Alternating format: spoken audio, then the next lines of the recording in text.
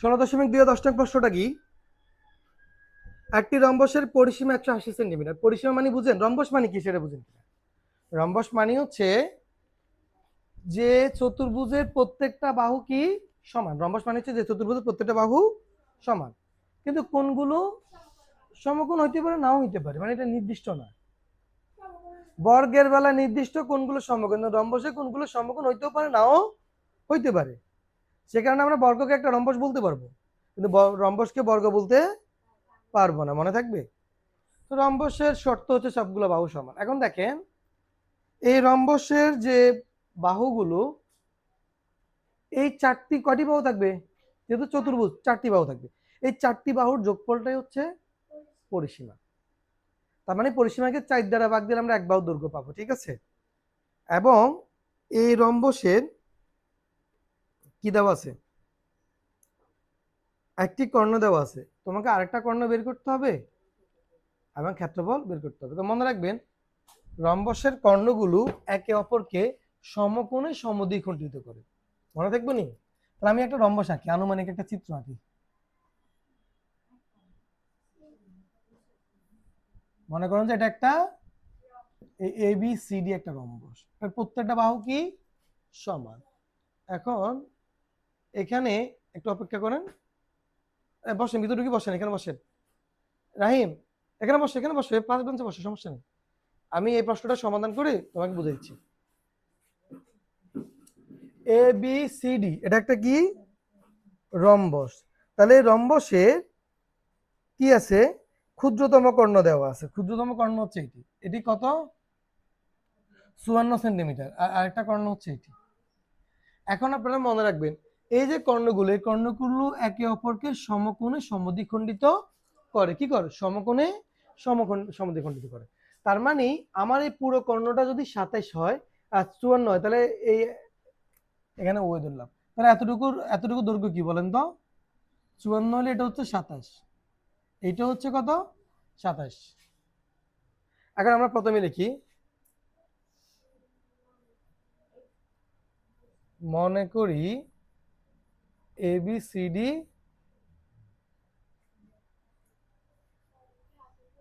একটি রম্বস।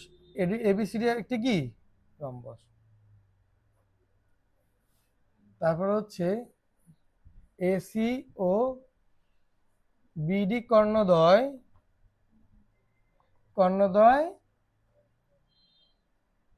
পরস্পরকে কি করে? ও বিন্দুতে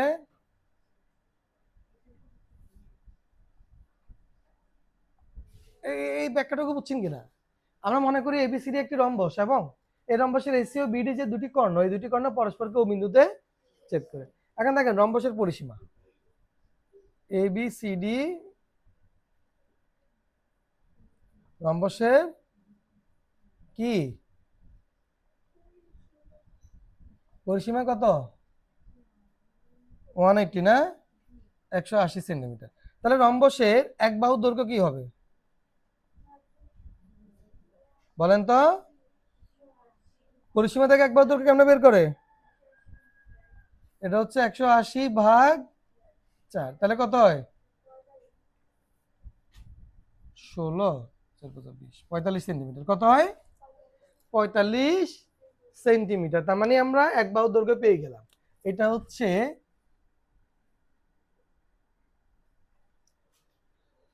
বুঝতে পারছেন এবার? এখন এই যে AOD এটা একটা কি বলেন তো? সমকোণী ত্রিভুজ। AOD একটা সমকোণী। তো AOD সমকোণী ত্রিভুজ হলে AOD কোণ, এটা কোন কোণ? সমকোণ। এটা যদি সমকোণ হয়, সমকোণের বিপরীত পাশের বাহুটা হচ্ছে AD। তাহলে সমকোণের বিপরীত পাশের বাহুকে কি বলে? অতিভুজ। কি বলে? অতিভুজ। তার মানে এটা যদি সমকোণ হয়, এটা হচ্ছে কি অতিভুজ। তার মানে এটাকে আমি লম্ব বা এটাকে ভূমি ধরতে পারি, ঠিক না? তাহলে আমরা লিখতে পারি যে AOD সমকোণী ত্রিভুজ হতে পাই। AOD সমকোণী ত্রিভুজ হতে পাই। কি পাই দেখেন, আমরা ওডি বাইর করুন না, তাহলে ওডি সমান অতিভুজ স্কোয়ার, অতিভুজ মানে কি এডি, এডি স্কোয়ার মাইনাস এও স্কোয়ার। অর্থাৎ এই সমকোণ সংলগ্ন বাহু, এটা হচ্ছে সমকোণ, আর এই দুইটা বাহুকে বলা হয় সমকোণ সংলগ্ন বাহু। তো ত্রিভুজের যদি অতিভুজ দেওয়া থাকে আর সমকোণ সংলগ্ন যে কোনো একটা বাহু দেওয়া থাকে এবং আরেকটা বাহু বের করতে বলে, তখন আমরা কি করবো, ওই বাহু সমান কি হবে, দুইটা সুন্দর করে লিখি, ওই বাহু সমান রুট লিখি অতিভুজ স্কোয়ার বিয়োগ সন্নিহিত যে বাহুটা দেওয়া থাকবে ওই বাহু স্কোয়ার। ঠিক আছে, এরপরে মানগুলো বসান, ক্যালকুলেটর যারা আছে কাজ শুরু করে দিন। এটি মানে 45, 45 স্কোয়ার মাইনাস এও মানে কত 27, কত হবে সরি কত হবে এখানে সমাধান করলে 36, শিওর? এখন শুনেন, ওডি সমান যদি 36 হয় তাহলে বিডি সমান কি হবে, ওডি সমান 36 সেন্টিমিটার। তাহলে দেখেন বিডি, এই বিডি কি, এটা সমদ্বিখণ্ডিত করে না, অর্থাৎ এখানে যদি 36 হয়, দেখেন এখানে 36 হলে এখানে কি হবে 36, তার মানে 36 দুইবার, তাহলে বিডি সমান কি হবে 36 যোগ 36 অথবা 36 গুণ কত 2, 36 গুণ 2 সেন্টিমিটার, তাহলে কত হয় 72। এতটুকু বুঝছেন? সবাইকে এতটুকু বুঝছেন কিনা?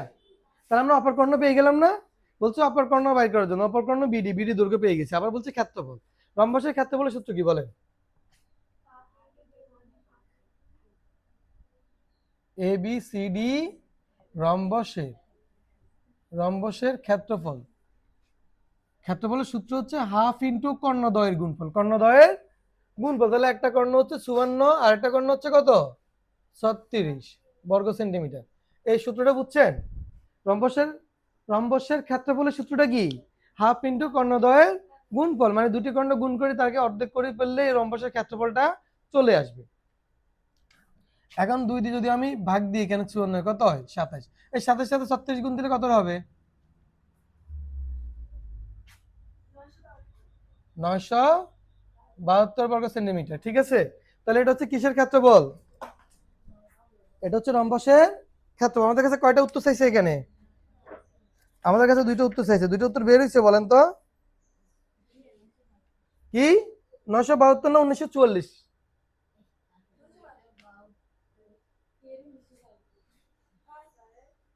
সরি, আরে এখানে 72 হবে, এই কর্ণদ্বয়ের গুণফল না, এই আবার গুণ দেন। শুনেন আমি বলি, ক্ষেত্রফলের সূত্র হচ্ছে কি হাফ ইন্টু কর্ণদ্বয়ের গুণফল, তো একটা কর্ণ 54 আর একটা কর্ণ কত 72, 36 তো ওই কর্ণের অর্ধেক, তাহলে পুরো কর্ণটা কত 72, তাহলে আমরা কি লিখবো হাফ ইন্টু 54 ইন্টু কত 72, তাহলে গুণ দিলে কত হয় 1900, কত হয় রে, বুঝতে পারছেন এবার? কার কোনো প্রশ্ন আছে এখানে, পুরো সমাধানটা বুঝছেন, প্রশ্ন নেই তো? আচ্ছা আরেকবার বুঝে দিচ্ছি, প্রথমে আমরা একটা রম্বস আঁকলাম, রম্বসের পরিসীমা দেওয়া আছে, তার মানে আমরা কি করবো, এই রম্বসের একটা কর্ণ দেওয়া আছে আর একটা কর্ণ বের করতে হবে। তো রম্বসের কর্ণগুলো কি করে, একে অপরকে সমকোণ ও সমদ্বিখণ্ডিত করে, তার মানে একটা কর্ণ আরেকটা কর্ণকে যে বিন্দুতে ছেদ করবে সেটা হচ্ছে প্রত্যেকটা কর্ণকে সমান দুই ভাগে কি করবে ভাগ করবে, এবং এখানে যে কোণগুলো উৎপন্ন হবে এখানে প্রত্যেকটা কোণের সমকোণ। কথা বুঝছেন? তো আমরা এখানে এই ত্রিভুজটা নিয়ে কাজ করব, এই ত্রিভুজের এ বাহু আছে এ বাহু আছে, এটা অতিভুজের সমকোণ সংলগ্ন একটি বাহু। তো অপর বাহুটা কিভাবে বাইর করবো, রুট ওভার অতিভুজ স্কোয়ার বিয়োগ ওই একটি বাহু স্কোয়ার, তাহলে আমরা আরেকটা বাহু পেয়ে যাচ্ছি। তাহলে আমরা এই কর্ণটা পেয়ে গেলাম, কর্ণের অর্ধেক, তাহলে এই কর্ণের অর্ধেক পাইলে এটাকে 2 দিয়ে গুণ দিলে পুরো কর্ণটা পেয়ে যাবো না, পেয়ে গেলাম, বাস আমরা আরেকটা কর্ণ পেয়ে গেছি। এবার বলছে ক্ষেত্রফল নির্ণয় করার জন্য, তখন আমরা কি করব, আমরা ক্ষেত্রফলের সূত্র ব্যবহার করব। রম্বসের ক্ষেত্রফলের সূত্র কি, half into d1 into d2, d1 মানে একটা কর্ণ, d2 মানে আরেকটা কর্ণ, তো আমরা দুইটা কর্ণ গুণ করলাম, গুণ করে 2 দ্বারা 54কে ভাগ দিলে 27, 27 সাথে 72 গুণ দিলে 1944। কথা বুঝছেন? এই বিষয়টা মনে রাখতে হবে যে কর্ণদ্বয় পরস্পরকে কি করে সমকোণে সমদ্বিখণ্ডিত করে। লেখেন